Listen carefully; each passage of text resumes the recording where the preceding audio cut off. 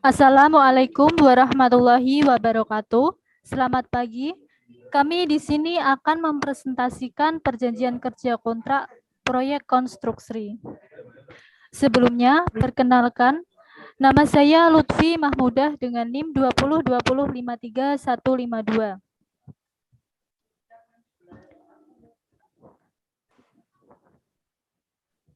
Perkenalkan, nama saya Alfira Kulina Suryadini dengan NIM 2020535126. Kemudian yang selanjutnya, Ardi bisa memperkenalkan.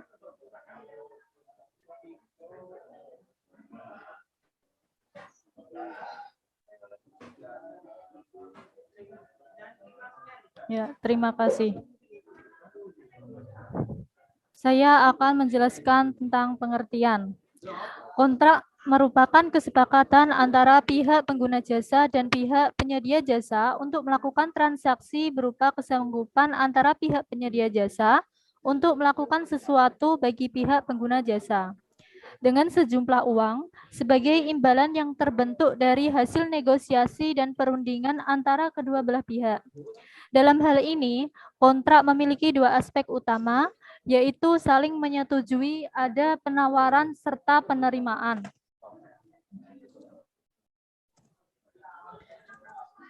Perjanjian kerja pada dasarnya dibuat untuk mencegah terjadinya perselisihan atau sengketa yang dapat terjadi antara yang terlibat dalam suatu hubungan kerja, yakni pihak pertama atau perusahaan dan pihak kedua atau karyawan. Hubungan kerja tetap didasari oleh perjanjian kerja waktu tidak tertentu atau yang disebut PKWTT dan mensyaratkan adanya masa percobaan selama 3 bulan pada pasal 56 dan pasal 60 Undang-Undang Ketenagakerjaan. Sedangkan hubungan kerja kontrak didasari oleh perjanjian kerja waktu tertentu atau PKWT dan tidak boleh mensyaratkan adanya masa percobaan selama 3 bulan. Dalam pasal 56 dan pasal 58 Undang-Undang Ketenagakerjaan. Sementara itu, hubungan kerja melalui pihak ketiga didasarkan pada ketentuan pasal 64 Undang-Undang Ketenagakerjaan yang menyebutkan bahwa perusahaan dapat menyerahkan sebagian pelaksanaan pekerjaan kepada perusahaan lainnya melalui perjanjian pemborongan pekerjaan atau penyediaan jasa pekerja atau buruh yang dibuat secara tertulis. Kemudian selanjutnya bentuk kontrak kerja akan dijelaskan oleh Elvira.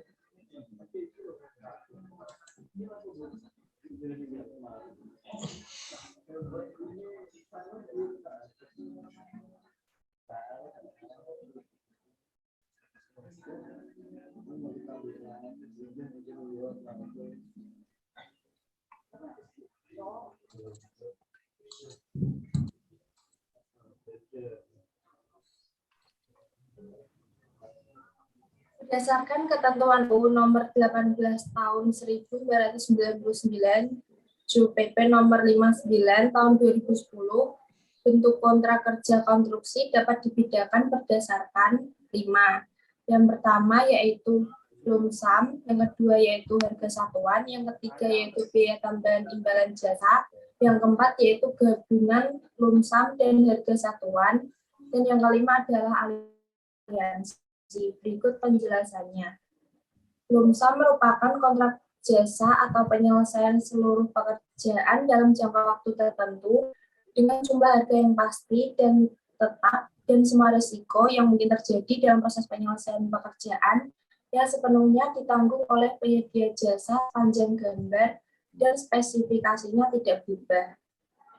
Yang kedua yaitu harga satuan merupakan kontrak jasa atau penyelesaian seluruh pekerjaan dalam jangka waktu tertentu berdasarkan harga satuan yang pasti dan tetap untuk setiap satuan atau unsur pekerjaan dan spesifikasi teknis tertentu yang volume pekerjaannya didasarkan pada hasil pengukuran bersama atas volume pekerjaan yang benar-benar telah dilaksanakan oleh penyedia jasa.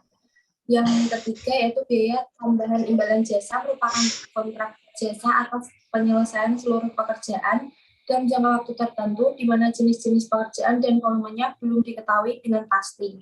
Sedangkan pembayarannya dilakukan berdasarkan pengeluaran biaya yang meliputi pembelian bahan, sewa peralatan, upah pekerjaan, dan lain-lain.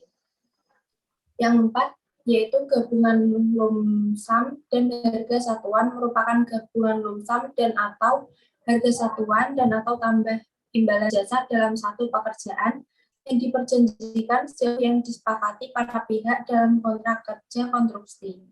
Dan yang terakhir adalah aliansi, merupakan kontrak pengadaan jasa di mana suatu harga kontrak referensi ditetapkan lingkup dan volume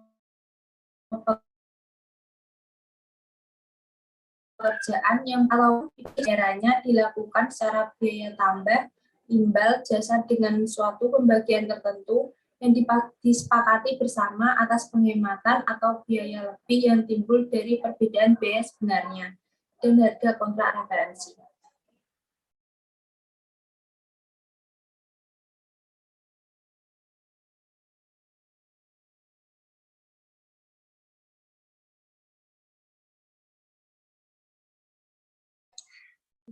Jangka waktu pelaksanaan pekerjaan konstruksi yang terdiri dari tahun tunggal. Yang dimaksud dengan tahun tunggal adalah pekerjaan yang pendanaannya dan pelaksanaannya direncanakan selesai dalam 1 tahun.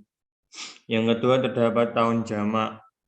Tahun jamak yaitu pekerjaan yang pendanaannya dan pelaksanaannya direncanakan selesai lebih dari 1 tahun. Yang ketiga ada cara pembayaran hasil pekerjaan.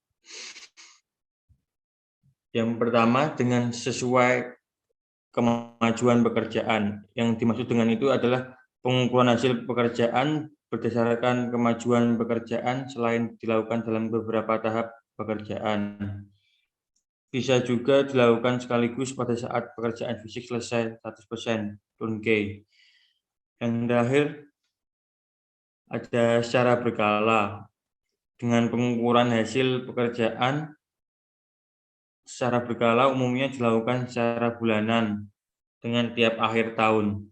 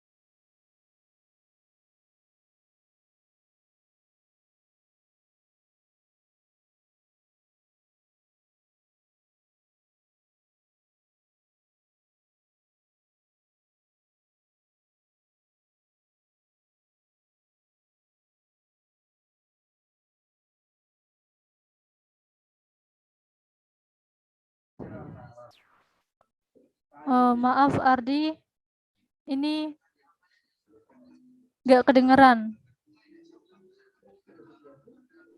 Oh, maaf. Nah, ya. Mulai dari awal ya. Ya.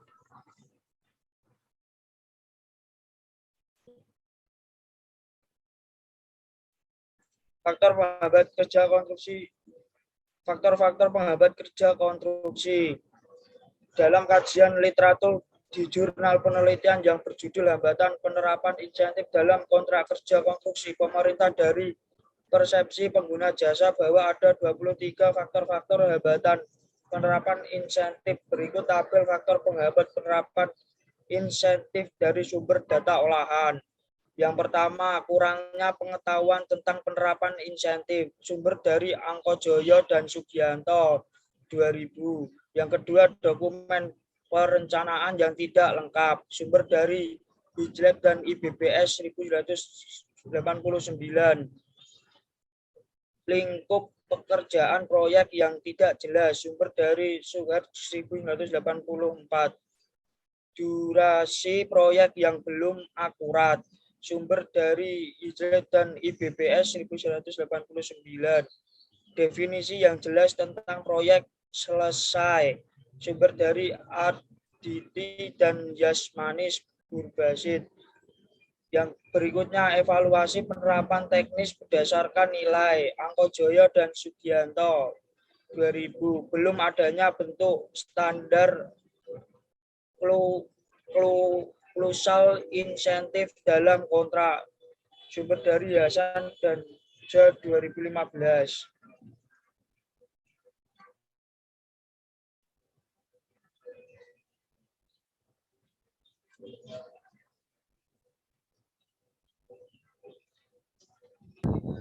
Berikutnya, Ya, sebentar ini. Ya, sudah. faktor penghambat berikutnya, belum adanya bentuk standar proposal insentif dalam kontrak. Sumber dari Sugar 1984, Arditi dan Yasmani 1998. Belum adanya metode Hijab dan IBBS 1989. Perintah perubahan masih sering terjadi. Arditi dan Yasmani 1998, Hasan dan J 2015. Pemantauan proyek yang kontinu. Sumber dari Hasan dan J 2015. Komitmen dari para pihak proyek. Sumber dari Ogwalika dan Maritis 2013, Hasna dan J 2015. Jumlah staf material yang lebih banyak. Sumber dari Bubshead 2003, Hasan dan J 2015.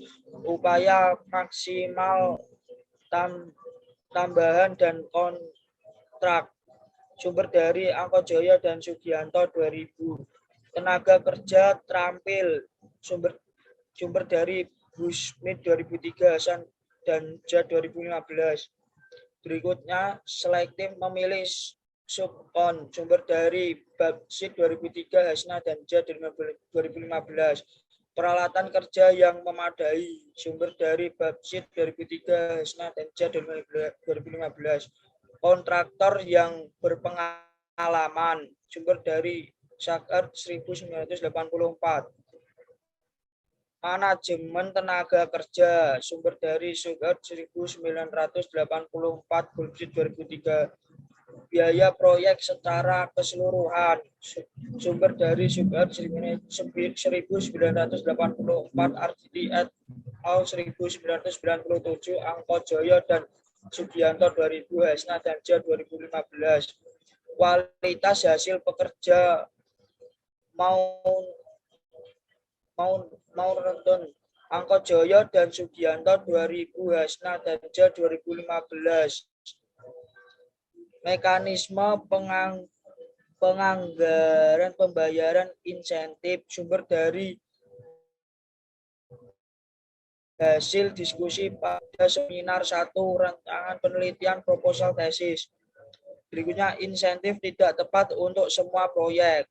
Sumber dari Hijab dan BBS 1989, Angkot Jaya Dedikanto 2000, Togwalke dan Maritis 2013.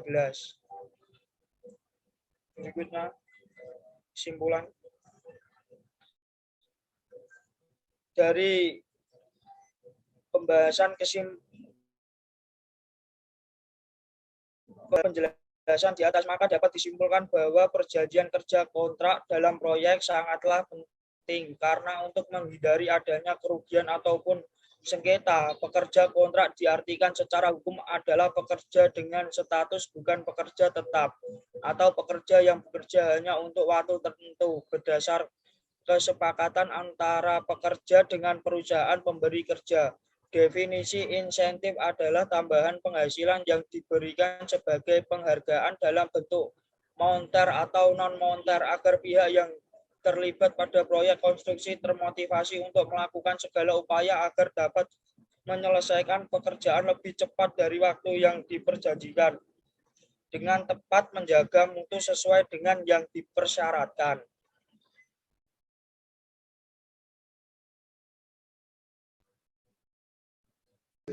Untuk presentasinya,